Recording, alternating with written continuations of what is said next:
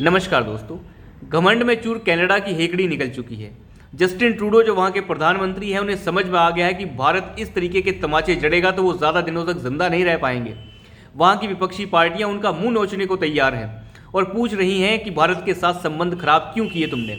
आपको याद ही होगा, वहाँ पे खालिस्तानी आतंकवादी निज्जर की हत्या के बाद वहाँ के प्रधानमंत्री ने यह कह दिया था कि इसकी हत्या भारत ने करवाई है और भारत इसके लिए जिम्मेदार है। हालांकि भारत ने बाद में ये कहा था कि हमने इसकी कोई हत्या नहीं करवाई है और हम इसके लिए बिल्कुल जिम्मेदार नहीं हैं। आप ऐसी बात नहीं कर सकते, अगर आपके पास सबूत है तो दिखाइए। सबूत उसने बिल्कुल नहीं दिखाए, क्योंकि सबूत है ही नहीं तो दिखाएंगे कहाँ से। भले ही हत्या जो है भारत के एजेंट्स ने की हो, लेकिन सबूत थोड़े ना छोड़े जाते हैं इस काम में, तो सबूत तो वो दिखा नहीं पाए। उसके बाद उन्होंने कहा कि हम आपके एजेंट यहाँ से जो है हम आपके डिप्लोमेट को निकाल रहे हैं। उसके बाद भारत ने भी कहा कि हम भी आपके डिप्लोमेट को निकाल रहे हैं। लेकिन भारत यहीं पे नहीं रुका। भारत ने कनाडा के जो लोग हैं उनके लिए यहाँ पे वीज़ा सस्पेंड कर दिए कि भारत में आने वाले कैनेडियन लोगों को कोई वीज़ा नहीं दिया जाएगा। ठीक है, लेकिन कनाडा ये नहीं कह पाया। कनाडा ये नहीं कह पाया कि भारत से जो लोग आ रहे हैं हम उन्हें वीज़ा नहीं देंगे। अगर ऐसा कह देगा तो धंधा कैसे चलेगा, धंधा बंद हो जाएगा। लेकिन भारत ने ये कर दिया और कैनेडियन लोगों का वीज़ा जो है यहाँ के लिए सस्पेंड कर दिया कि कोई वीज़ा नहीं दिया जाएगा। उसके बाद भारत यहीं पे नहीं रुका। भारत ने उसके बाद 41 डिप्लोमेट्स को ये कह दिया कि आपकी इम्यूनिटी हम ख़त्म कर रहे हैं। कनाडा के 41 जो डिप्लोमेट हैं उनकी इम्यूनिटी को ख़त्म कर दिया गया भारत के अंदर। देखिए, इम्यूनिटी का मतलब यहाँ पे ये होता है कि किसी भी देश के अगर कोई डिप्लोमेट किसी देश में है तो उन्हें इम्यूनिटी मिली होती है, यानी किसी भी देश के कानून जो है उनके ऊपर लागू नहीं होते। मान लिया वो भारत में रह रहे हैं तो भारत के कानून उन पर लागू नहीं हो सकते, ना तो उनकी गिरफ्तारी होती है, ना उन पर कोई केस चलता है। इस तरीके की इम्यूनिटी होती है जो वीना कन्वेंशंस के अंतर्गत आती है। तो कनाडा ने वहाँ से ये कहा कि आप ऐसा नहीं कर सकते, ये वीना कन्वेंशंस का उल्लंघन है। भारत ने कहा कि नहीं, ये वीना कन्वेंशंस का उल्लंघन नहीं है, हम आपको जो है वीना कन्वेंशंस के जितने भी आर्टिकल्स हैं उनके साथ बता रहे हैं कि आपके डिप्लोमेट्स प्रोपोर्शन के हिसाब से भारत में ज़्यादा हैं और हम इन ज़्यादा डिप्लोमेट्स को यहाँ पे नहीं रख सकते। जितने डिप्लोमेट हमारे कनाडा में है उतने ही डिप्लोमेट आप यहाँ पे रखेंगे, इससे ज़्यादा हम नहीं रखने देंगे। तो उसके बाद कनाडा को वो अपने डिप्लोमेट्स वापस बुलाने पड़ गए। और मैं मानता हूँ ऐसा होना पूरे विश्व में एक अलग सी बात है। ऐसा आज तक पूरे विश्व में कभी नहीं देखने को मिला है कि कोई देश किसी के 41 डिप्लोमेट्स को वापस भेजने की बात कर दे। उसके बाद लेकिन भारत यहीं पे नहीं रुका है, अब नई तैयारी कर ली गई है। भारत घसीट रहा है कनाडा को FATF फोर्स में।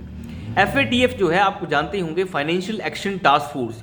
ये एक ऐसी संस्था है जो डिफरेंट देश जो है मिलकर बनाते हैं और इसके अंतर्गत ये देखा जाता है कि कौन सा देश टेरर को फंड कर रहा है, कौन सा देश आतंकवाद को पैसा दे रहा है, आतंकवाद को अपने देश के अंदर पाल रहा है। ये चीज़ वो देखती है और अगर उन्हें इस चीज़ के सबूत मिलते हैं तो उस देश के ऊपर सैंक्शंस भी लगाए जा सकते हैं और उस देश को किसी भी तरीके का लोन किसी भी संस्था से फिर नहीं मिलता। आप जानते होंगे पाकिस्तान के साथ ऐसा होता है। FATF जो है पाकिस्तान को हमेशा जो है ग्रे लिस्ट में डाल के रखता है और कभी भी उसे लोन नहीं मिल पाता। तो ये वही संस्था है जो ये देखती है कि कौन सा देश आतंकवाद को पोषण दे रहा है और उसे पैसा दे रहा है। भारत ने ये तैयारी कर ली है और डोजियर्स की तैयारी की जा रही है। FATF को ये डोजियर्स दिए जाएंगे कि कनाडा में खालिस्तानी आतंकवादी पनप रहे हैं और उनकी फंडिंग की जा रही है। जिन आतंकवादियों को भारत को सौंप देना चाहिए उन्हें कनाडा नहीं सौंपता है और उनकी फंडिंग वहाँ पे चल रही है और वहाँ पे बैठकर वो भारत के खिलाफ गतिविधियां कर रहे हैं और एक एक आतंकवादी का डिटेल जो है अब भारत देने की तैयारी में कर रहा है FATF को। अगर आप अंदाज़ा लगाइए, कनाडा को जब घसीटा जाएगा FATF के पास और ये कहा जाएगा कि सबूत दीजिए कि आप लोग जो हैं इन आतंकवादियों के साथ नहीं हैं और आप जो हैं अपने देश के अंदर आतंकवादी नहीं पनपा रहे हैं, इसके सबूत दीजिए। जब FATF के अंदर मामला जाएगा तो कनाडा को वहाँ पे ये बताना पड़ेगा कि उन्होंने किसी तरीके की टेरर फंडिंग नहीं की है और जो आतंकवादी वहाँ रह रहे हैं वो आतंकवादी नहीं हैं, और अगर वो आतंकवादी हैं तो वहाँ पे वो क्यों हैं। ये चीज़ें कनाडा को बतानी बहुत भारी पड़ेंगी, क्योंकि बताने के लिए कुछ तो होना चाहिए। इस कनाडा को शर्म आ जाएगी अब जब वो खड़ा होगा उस लाइन के अंदर जहाँ पे देश ये जवाब देते हैं कि नहीं नहीं, हमने कोई आतंकवादी नहीं पाला है और हम उन्हें फंडिंग नहीं देंगे। अब कनाडा को पता चलेगा कि किसी देश के साथ टकराना क्या होता है और आतंकवादियों को पालने का मतलब क्या होता है। जैसे पाकिस्तान जवाब देता फिरता है, जैसे सीरिया जवाब देता फिरता है, जैसे अफगानिस्तान जवाब देता फिरता है FATF को, वैसे जवाब अब देने होंगे कनाडा को।